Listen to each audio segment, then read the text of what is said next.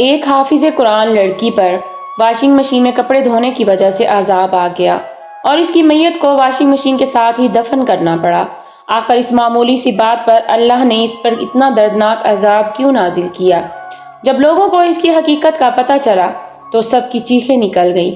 دوستو، یہ دل دہلا دینے والا واقعہ ضرور سنیے گا، کیونکہ اکثر بہت سے لوگ اس طرح کی غلطیاں کرتے ہیں جن کی وجہ سے انہیں سخت عذاب کا سامنا کرنا پڑتا ہے۔ دوستو، کہا جاتا ہے کہ دنیا پور کے ایک چھوٹے سے علاقے میں ایک عورت بہت ہی مشکل حالات سے زندگی گزار رہی تھی۔ اس کی ایک بہت ہی دیندار بیٹی تھی جس کا نام تھا عالیہ۔ عالیہ ماں کا ہاتھ بٹاتی تھی کیونکہ اس کے والد کا انتقال بچپن میں ہو گیا تھا۔ پہلے حالات اچھے تھے، پھر والد کو دل کا دورہ پڑنے کے بعد عالیہ کی ماں بہت پریشان ہو گئی کہ گھر کا گزارا کیسے ہوگا۔ اس صورتحال میں عالیہ کی ماں نے لوگوں کے گھروں میں جا کر صفائی کا کام شروع کر دیا۔ عالیہ کی ماں کبھی بھی عالیہ کو اپنے ساتھ نہیں لے کر جاتی تھی، بلکہ اسے ایک مدرسے میں داخل کروا دیا تھا تاکہ وہ حافظ قرآن بن سکے۔ عالیہ بھی اپنی ماں کی خواہش کو پورا کرنے کے لیے مدرسے جایا کرتی تھی۔ جب عالیہ نے حفظ کیا تو وہ گھر پر ہی رہتی تھی، کیونکہ عالیہ کی ماں کے پاس اتنے پیسے نہیں تھے کہ وہ اپنی بیٹی کو مزید تعلیم دلوا سکے۔ عالیہ کی ماں صبح سویرے لوگوں کے گھروں میں کام کرتی تھی، جبکہ عالیہ کو یہ کہتی تھی کہ بس تم گھر میں ہی رہو اور مدرسے کی تعلیم پر دھیان دو۔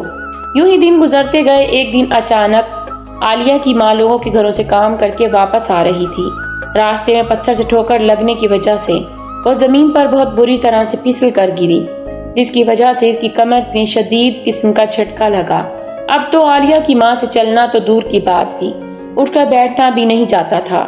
ڈاکٹر نے عالیہ کی ماں کو آرام کرنے کا مشورہ دیا، اور یہ وقت تھا جب عالیہ اور اس کی ماں دونوں ہی بہت زیادہ گھبرا گئی تھیں کہ اب کیا ہوگا، ہمارا گھر کیسے چلے گا، اب کیا کیا جائے۔ اگر عالیہ کے ساتھ ایسا معاملہ ہوتا، گھر کا گزارا ہوتا رہتا، لیکن اب اس کی ماں بستر سے لگ کر رہ گئی تھی۔ پہلے تو 2 وقت کی روٹی مل جاتی تھی، لیکن اب تو وہ بھی مشکل ہو رہی تھی۔ تبھی ایک دن عالیہ نے اپنی ماں سے بات کی، امی اگر آپ چاہیں تو میں آپ کی جگہ لوگوں کے گھروں میں جا کر کام کر لیتی ہوں۔ عالیہ کی ماں نے فوراً انکار کرتے ہوئے کہا کہ نہیں، میں تمہیں دوسروں کے گھروں میں کام کرنے کیسے دے سکتی ہوں۔ آج کل بھرائی کا زمانہ کہاں رہا ہے، لیکن کیونکہ گھر کے حالات بہت خراب ہو چکے تھے اور اسے اپنی ماں کو بہت زیادہ سمجھایا، آخرکار اس کی ماں نے اب اسے اجازت دے دی۔ اب عالیہ برقع پہن کر لوگوں کے گھروں میں جا کر کام کرنے لگی۔ پہلے وہ ایک بنگلے میں جاتی تھی جہاں پر وہ جا کر تمام کام کیا کرتی تھی۔ ایک دن اسے ایک اور کام مل گیا، اسی طرح سے اس نے 3-4 گھروں کو کام بھی اٹھا لیا۔ جب عالیہ کی ماں نے دیکھا کہ اتنا کام شروع کر دیا ہے تو وہ بہت زیادہ پریشان ہو گئی کہ کیوں اپنی جان پر اتنا بوجھ ڈال رہی ہو، لیکن عالیہ نے اپنی ماں کو سمجھایا، امی میں ہر گھر میں 2-2 گھنٹے کام کر لیتی ہوں، اس سے کوئی نقصان نہیں ہوتا، الٹا میرے پیسے بہت اچھے بن جاتے ہیں۔ عالیہ نے اپنی ماں کو 1 مہینے میں کمائے ہوئے پیسے دکھائے تو وہ بہت زیادہ خوش ہوئی۔ دن یوں ہی گزرنے لگے۔ عالیہ اپنی ماں کی جگہ لوگوں کے گھروں میں جا کر کام کرنے لگی۔ وہ کچن کے کاموں سے لے کر کپڑے دھونے تک سب کچھ خوشی خوشی کرتی تھی۔ اپنے گھر میں رہتے ہوئے عالیہ نے کبھی کسی کام کو ہاتھ نہیں لگایا تھا، لیکن اب قسمت نے اسے اس چوراہے پر لا کر کھڑا کر دیا تھا۔ بغیر کسی شکوے کے وہ تمام کام خوشی خوشی کرتی تھی، خاص طور پر کپڑے دھونے کا کام۔ بنگلے کی مالکن کو عالیہ یہی کہتی تھی کہ بی بی جی پہلے تو میں کپڑے دھوؤں گی۔ مالکن بھی آرام سے اسے اجازت دے دیتی تھی، اور یوں عالیہ 2-2 گھنٹے میں خوشی خوشی کپڑے دھوتی۔ وہ کپڑوں کو اچھی طرح سے مل کر دھونے لگتی تھی، اور اس کے دھلے ہوئے کپڑے بہت اجلے اور صاف ہوتے تھے۔ یہ دیکھ کر مالکن عالیہ کی بہت تعریفیں کرتی تھی اور کہتی تھی، تم اپنی امی سے بھی اچھے کپڑے دھوتی ہو، بے شک تمہاری امی ٹھیک ہو جائے اور دوسروں کے گھروں کا کام لے بھی لے، لیکن میرے گھر کے کپڑے تو تم ہی دھویا کرو گی۔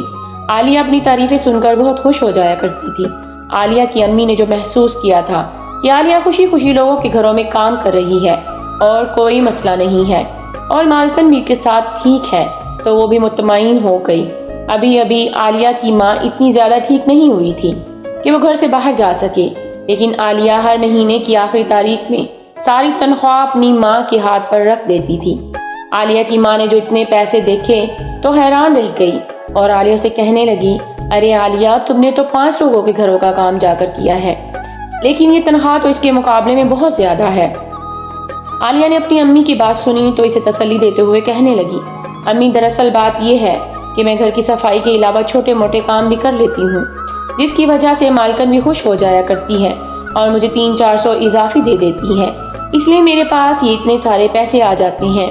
عالیہ کی ماں یہ سن کر دکھی ہوئی کہ میری بیٹی جو کہ ابھی 18 سال کی ہے، کبھی اس نے گھر کا کام بھی نہیں کیا، اب روٹی کمانے کے لیے دن رات محنت کر رہی ہے اور اتنا زیادہ کام کرنا پڑتا ہے۔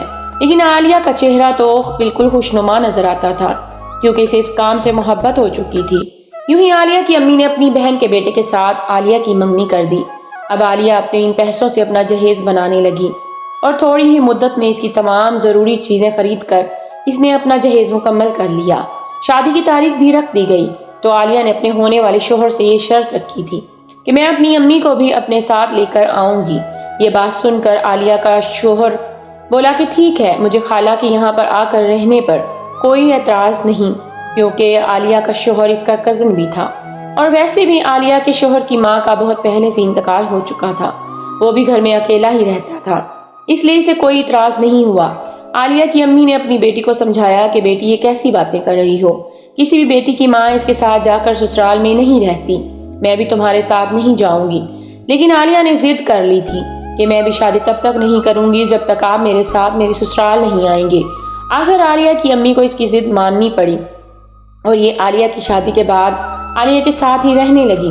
لیکن عالیہ کا شوہر پہلے تو اچھا کماتا تھا، وہ ڈرائیونگ کرتا تھا، اسی وجہ سے اس کے شوہر نے سختی سے اپنی بیوی کو منع کیا تھا کہ تمہیں لوگوں کے گھروں میں جا جا کر کام کرنے کی بالکل بھی ضرورت نہیں ہے، میں ہوں نا، میں کما کر تمہیں کھلاؤں گا، میری کمائی بھی اتنی ہے کہ تم آرام سے 3 وقت کی روٹی بیٹھ کر گھر میں کھا سکتی ہو، لوگوں کے گھر صفائی کرنے کی تمہیں بالکل بھی ضرورت نہیں ہے، مجھے بہت برا لگتا ہے کہ تم لوگوں کے گھروں میں جا کر صفائی کرتی ہو۔ عالیہ کہنے لگی میں لوگوں کے گھروں کی صفائی کرتی ہوں تو مجھے بالکل برا نہیں لگتا کیونکہ وہاں کی مالکین بہت اچھی ہیں، میرا بہت زیادہ خیال رکھتی ہیں، لیکن اس کے شوہر نے اسے سختی سے منع کیا۔ اب عالیہ کہنے لگی کہ ٹھیک ہے، صفائی اور جھاڑو پوچھا کا کام نہیں کرتی، پر میں ایک گھر کے کپڑے ضرور دھوؤں گی کیونکہ وہاں کی مالکن کو میرے ہاتھ کے دھلے ہوئے کپڑے بہت پسند ہیں۔ یوں عالیہ کے شوہر نے اس کی ضد کے آگے ہار مان لی۔ اب عالیہ دوبارہ اسی بنگلے میں جا کر وہاں کے لوگوں کے کپڑے دھونے لگی۔ مالکن کو اس کے ہاتھ کے دھلے ہوئے کپڑے بہت زیادہ پسند تھے، لیکن پھر کچھ ایسا ہوا جس نے عالیہ کی پوری زندگی بدل ڈالی، کیونکہ کچھ ہی عرصے کے بعد عالیہ کے شوہر کا ایک بہت بڑا ایکسیڈنٹ ہو گیا اور وہ مکمل طور پر اپاہج ہو گیا تھا۔ اب وہ اپنی نوکری پر بھی نہیں جا سکتا تھا، جس کی وجہ سے دوبارہ سے عالیہ کو سارے کام واپس لینے پڑے تھے۔ عالیہ کی ماں نے اسے کہا تھا کہ بیٹی اپنے گھر پر ہی رہا کرو اور اپنا گھر سنبھالو، اب میں بالکل ٹھیک ہو گئی ہوں، میں تمہاری جگہ پر صفائی کا کام کر لیتی ہوں۔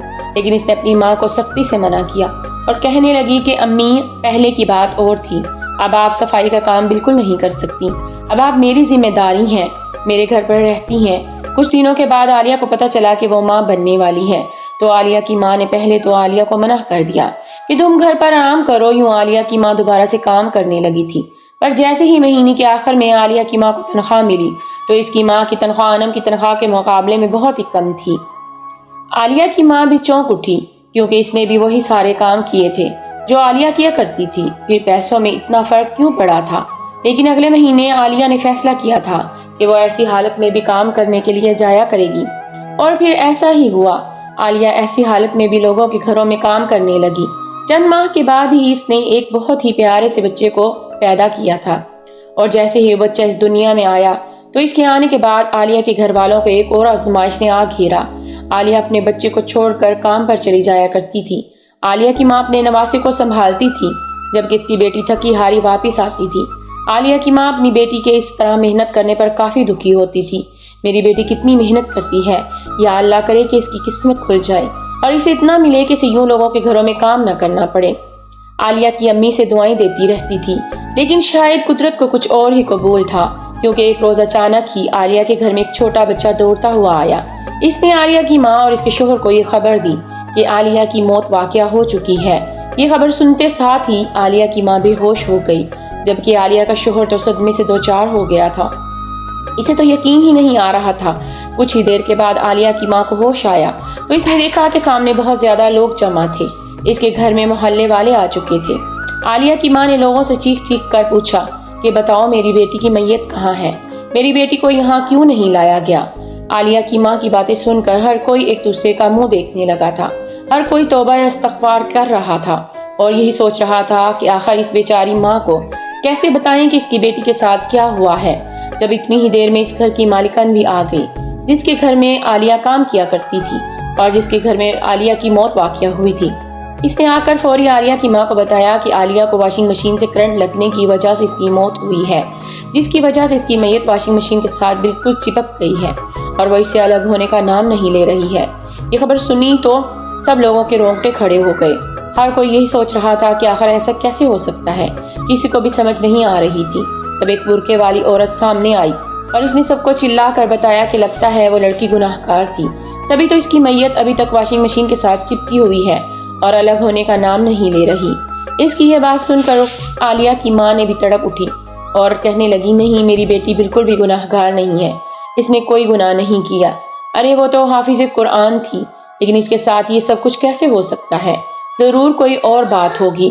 عالیہ کے شوہر نے بھی اپنی خالہ کے ساتھ ہاں میں ہاں ملائی کہ ہاں، میری بیوی بے شک لوگوں کے گھروں میں کام ضرور کرتی تھی، لیکن وہ بالکل بھی بد کردار نہیں تھی اور نہ ہی گناہ گار تھی جو اس کے ساتھ یہ سب کچھ ہوا ہے۔ اس طرح سبھی لوگ اس مالکن پر شک کرنے لگے۔ ہر کوئی مالکن کو الزام لگا رہا تھا کہ لگتا ہے مالکن نے عالیہ کو مروایا ہے، ضرور اس نے ہی اس کے ساتھ ظلم کیا ہے۔ یہ سب کچھ سننا تھا کہ وہ مالکن بہت زیادہ گھبرا گئی۔ اس نے سب کو کہا کہ نہیں، میں نے اس پر کوئی ظلم نہیں کیا، بلکہ میں تو اسے ہمیشہ یہی کہتی تھی کہ تمہارا کام بہت اچھا ہوتا ہے۔ اگر میں ظلم کرتی تو بھلا وہ اپنے شوہر کے منع کرنے کے باوجود بھی میرے پاس آ کر کام کیوں کرتی؟ اس کا شوہر تو اسے کام کرنے سے منع کرتا تھا، لیکن وہ ہمیشہ میرے پاس آ کر ہی کام کیا کرتی تھی۔ اگر میں اس پر ظلم کرتی تو وہ بھلا میرے پاس کام کرنے کی ضد کیوں کرتی؟ مالکن کی یہ بات بھی لوگوں کو سچ لگ رہی تھی۔ سبھی نے اس کی بات پر رضامندی کا اظہار کر دیا اور وہ بالکل سچ کہہ رہی ہے، پر عالیہ کی امی ابھی بھی پریشان تھی۔ عالیہ کے شوہر کا بھی برا حال تھا، یہاں تک کہ عالیہ کی ڈیڈ باڈی کو واشنگ مشین سے الگ کرنے کی ہر ناکام کوشش کی گئی اور کوئی بھی اس میں کامیاب نہیں ہو سکا تھا۔ بالآخر عالیہ کی میت کو ایک ریڑھی پر واشنگ مشین کے ساتھ رکھ کر اسے گھر پر لایا گیا، کیونکہ اس کی میت واشنگ مشین کے ساتھ بری طرح سے چپکی ہوئی تھی۔ جب محلے والوں نے یہ منظر دیکھا تو سب توبہ استغفار کرنے لگے۔ عالیہ کی ماں سے لوگوں نے پوچھنا شروع کر دیا، کیا عالیہ نے اپنی زندگی میں کوئی ایسا گناہ کیا ہے جس کی وجہ سے عالیہ کی یہ حالت ہے؟ عالیہ کی ماں سوچ میں پڑ گئی تھی۔ اسے سب یاد آ رہا تھا، لیکن اسے کوئی ایسا لمحہ یاد نہیں آیا جس میں اس کی بیٹی نے کوئی ایسا گناہ کیا ہو۔ عالیہ کی ماں نے نفی میں سر ہلا دیا کہ نہیں، میری بیٹی نے ایسا کوئی گناہ نہیں کیا کہ اسے اتنی بڑی سزا ملے۔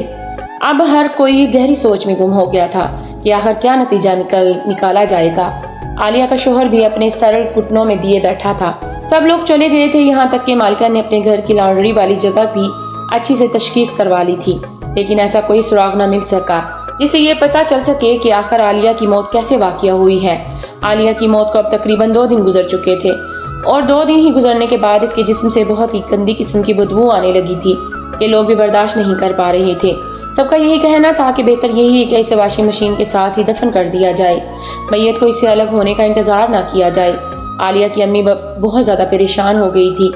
پھر آخر کار عالیہ کی ماں نے ایک آخری فیصلہ کیا اور اپنے داماد کے پاس گئی۔ اس نے کہا کہ بیٹا، مجھے تو لگتا ہے کہ معاملہ بہت ہی زیادہ سنجیدہ ہے، ہمیں ایسا کرنا چاہیے کہ کسی بزرگ یا عالم دین سے اس بات کا ذکر کرنا چاہیے، اس سے پوچھنا چاہیے کہ آخر اب ہم کیا کریں، ہمیں کوئی فیصلہ سنائیں۔ اسی شوہر نے بھی حامی بھری اور پھر وہ ایک جامعہ کے بہت بڑے مفتی صاحب کے پاس گئے اور اس معاملے کے بارے میں بتایا۔ مولوی صاحب نے عالیہ کے گھر والے کا گھر آنے کا فیصلہ کیا۔ مفتی صاحب جیسے ہی عالیہ کے گھر آئے، عالیہ کی امی نے ساری داستان مفتی صاحب کے آگے بیان کی۔ پہلے تو مولوی صاحب نے افسوس کا اظہار کیا، پھر گہری سوچ میں کھو گئے۔ انہوں نے اپنی آنکھوں سے جو منظر دیکھ لیا تھا کہ کیسے عالیہ کی میت واشنگ مشین کے ساتھ چپکی ہوئی تھی، اس کے بعد وہ عالیہ کی امی سے پوچھنے لگے کہ آخر عالیہ نے اپنی زندگی میں کوئی ایسا گناہ کیا تھا جو عالیہ کی موت کا ایسا سبب بنا ہے۔ عالیہ کی امی نے نفی میں سر ہلایا۔ اس کا شوہر بھی کہنے لگا کہ میری بیوی بالکل گناہ گار نہیں تھی، وہ بے گناہ ہے، لیکن ہمیں سمجھ نہیں آ رہا کہ آخر اس کی میت واشنگ مشین کے ساتھ کیوں چپکی ہوئی ہے۔ مولوی صاحب نے ان دونوں کی بات صبر اور تحمل سے سنی اور پھر کہنے لگے، عام طور پر یہ ایسے شخص کے ساتھ ہوتا ہے جس میں کوئی بہت بڑا گناہ کیا ہو اور اس گناہ کی کسی کو بھی خبر نہ ہو۔ مجھے لگتا ہے کہ اگر کرنٹ لگنے کی وجہ سے اس کی موت ہوئی ہے اور اس کا وجود واشنگ مشین کے ساتھ چپکا ہوا ہے تو یقیناً اس نے اسی جگہ پر کوئی ایسا گناہ کیا ہوگا۔ یہ بات سننے کے ساتھ ہی عالیہ کی امی کے ساتھ رخسار کے شوہر بھی پیروں کے نیچے سے زمین نکل گئی۔ وہ دونوں مولوی صاحب کو حیرانگی سے دیکھنے لگے۔ عالیہ کا شوہر مولوی صاحب سے بولا کہ مولوی صاحب آپ کیسی باتیں کر رہے ہیں؟ میری بیوی اتنی نیک ہے، وہ ایسی حرکت نہیں کر سکتی۔ مولوی صاحب نے اسے کہا کہ گناہ کی نوعیت کسی بھی قسم کی ہو سکتی ہے۔ پھر مولوی صاحب نے عالیہ کی امی سے ایک سوال کیا کہ آپ مجھے بتا سکتی ہیں کہ عالیہ کتنے گھروں میں کام کیا کرتی تھی، کیونکہ عالیہ کے ساتھ آپ نے زندگی کا ایک عرصہ گزارا ہے۔ کوئی ایسا گناہ تو ضرور ہوا ہوگا، یا پھر کہیں ایسا تو نہیں کہ وہ لوگوں کے گھروں میں جا کر کام کرتی تھی، یا کیا پتہ اس نے غلطی سے کسی کی کوئی چیز چرا لی ہو۔ عالیہ کی ماں نے فوراً کہا کہ نہیں، میری بیٹی نے کبھی چوری نہیں کی تھی اور میں نے اس کی ایسی تربیت بھی نہیں کی تھی۔ مولوی صاحب نے کہا کیا پتہ آپ کچھ بھول رہی ہوں، یا کبھی آپ نے کچھ ایسا محسوس کیا ہو کہ معمول سے ہٹ کر اس کا برتاؤ الگ ہو، یا پھر کوئی آپ نے اس میں تبدیلی محسوس کی ہو، یا کوئی ایسا دن جب آپ کو لگا ہو کہ عالیہ بہت زیادہ خوش ہو۔ اس کی ماں نے کہا کہ میری بیٹی تو ہر وقت ہی خوش رہتی تھی، وہ لوگوں کی بہت مدد کرتی تھی۔ اس کی ماں نے ایک بار پھر یہی کہا کہ نہیں، میں نے اپنی بیٹی میں کبھی کوئی تبدیلی نہیں محسوس کی۔ یہ کہہ کر عالیہ کی ماں پھوٹ پھوٹ کر رونے لگی۔ پھر اب مولوی صاحب نے عالیہ کی ماں سے ایک آخری سوال کیا، کہا کیا آپ مجھے یہ بتا سکتی ہیں کہ عالیہ ماہانہ کتنا کما لیتی تھی؟ عالیہ کی ماں نے خوشی خوشی کہہ دیا کہ میری بیٹی ماہانہ بہت زیادہ کما لیتی تھی، کبھی کبھی تو اس کے پاس بہت زیادہ پیسے آتے تھے۔ میں بھی اسے پوچھتی تھی کہ آخر تمہارے پاس اتنے زیادہ پیسے کہاں سے آتے ہیں، تو وہ خوشی سے مجھے بتاتی تھی کہ دراصل میں بہت زیادہ کام اٹھاتی رہتی ہوں اور چھوٹے موٹے کام بھی کر لیتی ہوں، تبھی تو مال کر مجھے اضافی پیسے دے دیتی ہیں۔ یہ سن کر مولوی صاحب کے چہرے کا رنگ اڑ گیا تھا، انہیں دال میں کچھ کالا لگ رہا تھا۔ تبھی وہ کہنے لگے آپ مجھے عالیہ کی اس مالکن کے پاس لے جا سکتے ہیں جہاں پر عالیہ کی موت واقع ہوئی تھی، کیونکہ یہ راز اب وہیں جا کر کھل سکتا ہے۔ اس کے بعد عالیہ کی ماں مولوی صاحب کو لے کر اسے مالکن کے بنگلے پر چلی گئی تھی۔ پہلے تو وہ عورت مفتی صاحب اور عالیہ کی ماں کو دیکھ کر بہت گھبرا گئی، لیکن پھر مفتی صاحب نے اسے یقین دلوایا کہ یہ دیکھو بی بی، یہ معاملہ بہت سنگین ہے اور یہ سب کچھ آپ کے گھر پر ہی ہوا ہے۔ ہو نہ ہو آپ اس بارے میں ضرور کچھ نہ کچھ تو جانتی ہیں۔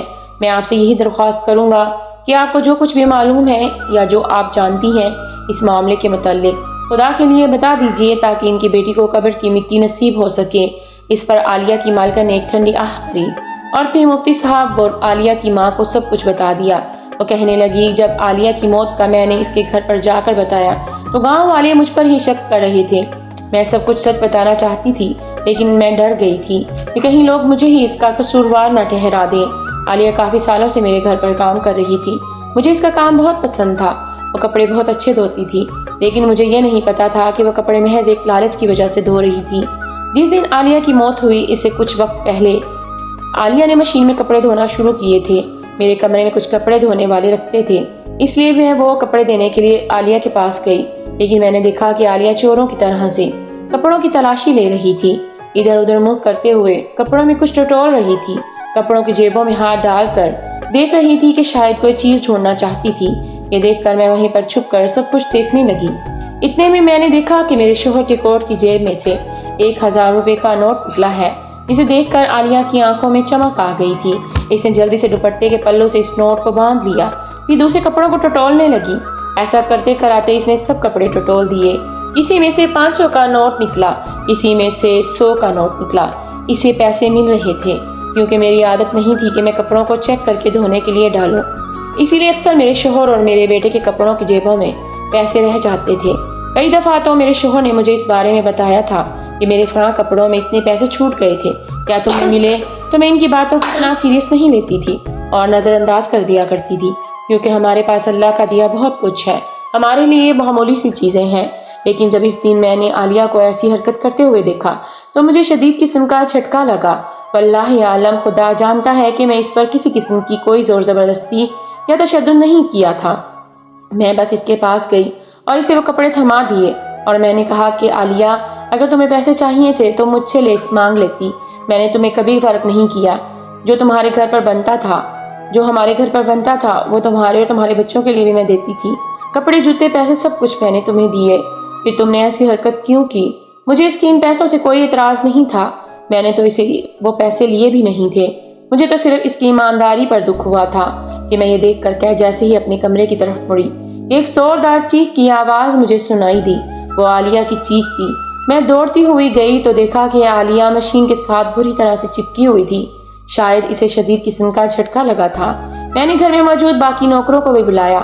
بڑی مشکل سے ہم نے مین سوئچ بند کیا تھا، لیکن عالیہ کی ڈیڈ باڈی سے الگ ہونے کا نام نہیں لے رہی تھی۔ اسی لیے مجھے مجبوراً اس واشنگ مشین کے ساتھ ہی عالیہ کے گھر پر اس کی میت کو پہنچانا پڑا۔ یہ کہہ کر وہ عورت بھی بہت دکھی ہوئی تھی اور اس کی آنکھوں میں بھی آنسو آنے لگے تھے۔ اب مفتی صاحب سب کچھ سمجھ چکے تھے اور شاید اب عالیہ کی ماں کو بھی سمجھ آ چکا تھا کہ کیسے ان کی بیٹی مہینے کے آخر میں اتنے زیادہ پیسے جمع کر لیتی تھی۔ عالیہ کی ماں کا سر جھک گیا اور وہ بہت زیادہ شرمندہ ہوئی تھی۔ مفتی صاحب نے کہا کہ بی بی آپ کو آپ کے تمام سوالات کے جواب مل چکے ہیں۔ اب بہتر یہی ہے کہ عالیہ کو اس مشین کے ساتھ ہی دفن کر دیا جائے۔ یہ تو اس کے گناہ کی سزا تھی جو اسے مل رہی تھی، لیکن عالیہ کی ماں اور عالیہ کے شوہر کے دل پر جو گزری تھی وہ کوئی بھی نہیں جانتا تھا۔ پھر یوں عالیہ کی میت کو واشنگ مشین کے ساتھ ہی دفن کر دیا گیا۔ عالیہ کی موت کی اصل وجہ جان کر لوگوں نے کانوں کو ہاتھ لگائے اور سب نے یہ پکا عزم کر لیا کہ کبھی بھی ایسی حرکت نہیں کریں گے، ایسا گناہ کبھی نہیں کریں گے کہ جس سے ایسی موت واقع ہو۔ پیارے دوستو، یہ واقعہ ہم سب کے لیے ایک بہت بڑا سبق ہے، کیونکہ بہت سی ایسی عورتیں جو گھروں میں کام کرتی ہیں، شاید سبھی نہیں لیکن ان میں سے چند ایک تو اس طرح کی حرکتیں ضرور کرتی ہوں گی، اور وہ مرد حضرات جو کپڑے استری وغیرہ کرنے کا کام کرتے ہیں، اکثر کپڑے استری کرتے وقت بھی کپڑوں کی جیبوں میں سے پیسے نکال لیتے ہیں، تو وہ لوگ بھی اسی طرح کی حرکت کرتے ہیں۔ پیارے دوستو، چوری تو چوری ہوتی ہے، چاہے 1 روپے کی ہو یا 1,00,000 روپے کی ہو، ہمیں اللہ کے آگے اس کا جواب ضرور دینا ہوگا۔ اللہ کے آگے ہماری اس کی پکڑ ہوگی۔ ان سب معاملات کے بارے میں ہمیں جواب دینا ہوگا۔ آج اپنے حالات بہتر کرنے کے لیے کوئی ایسا راستہ اختیار مت کریں جس سے آپ کا کل اور آخرت مشکل میں پڑ جائے۔ نیکی اور ثواب اور صدقہ جاریہ سمجھ کر اس ویڈیو کو دوسرے لوگوں تک بھی ضرور شیئر کیجیے گا، کیا پتہ یہ بات کسی کے دل میں اتر جائے اور اس کا ثواب ہمارے نصیب میں آ جائے۔ آخر میں اللہ پاک سے دعا ہے کہ اللہ پاک ہمیں نیکی کرنے اور گناہوں سے بچنے کی توفیق عطا فرمائے۔ اللہ پاک ہمیں ایسے واقعات سے عبرت حاصل کرنے کی توفیق عطا فرمائے۔ آمین یا رب العالمین۔